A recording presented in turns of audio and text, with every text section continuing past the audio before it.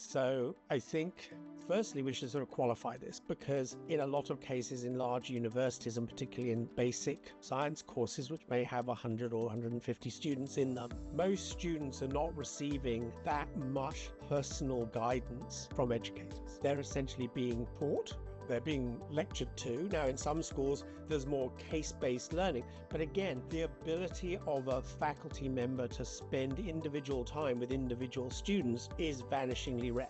And students tell us all over the world that what they want is more personalized attention. And I think that this is, as I've said sort of earlier on, the opportunity for AI is that students have this personal tutor by their side. And they have a thing. Now, we should be really careful about this. This thing is not thinking, and this thing is not understanding medicine. So this thing is doing what AI does, which is predicting the next word in a sentence.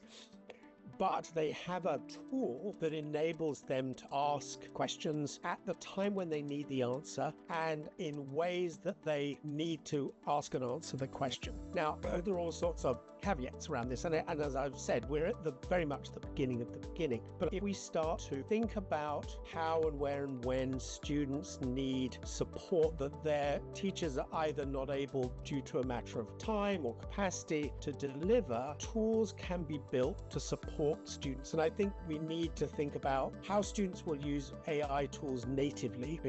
ChatGPT off the shelf, download it, don't buy the professional edition, off we go. Versus tools that are intentionally designed by educators, by people like ourselves, where we are thinking at a sort of scaled level about how students can be helped and where students particularly need help and where we can balance that exam passing with understanding sort of tension. And so out of the box, students have something that can help them. Can it help them in the best possible way? Probably not. Now, I can see that medical institutions will want to complement the feedback that ChatGPT, Claude, etc. gives to students with the learning objectives and the guidelines of their own courses. This is like a very obvious first step. If you're learning about the respiratory system, you would want, if you're a student at Imperial, to be guided by the learning objectives of Imperial. And this is a very straightforward step. I mean, this is within our grasp right now, that one can say, well, let's condition the answer based on this. The other thing is, how does this align to particular students' strengths and weaknesses? And I don't mean in the sense of sort of learning styles. I mean much more in the sense of some students are very strong at mathematics. They easily understand mathematical concepts and can move very quickly. Other students find mathematics much harder, and therefore their AI tutor, their individual tutor, should be attuned to this over the lifetime of their journey. And I think one of the major challenges is, how can that AI tutor become your AI tutor, not an AI tutor that responds to you in roughly the same way as it responds to someone else. And how can it remember your journey and reflect on what you have learned and how you've learned it and how you've applied it, and then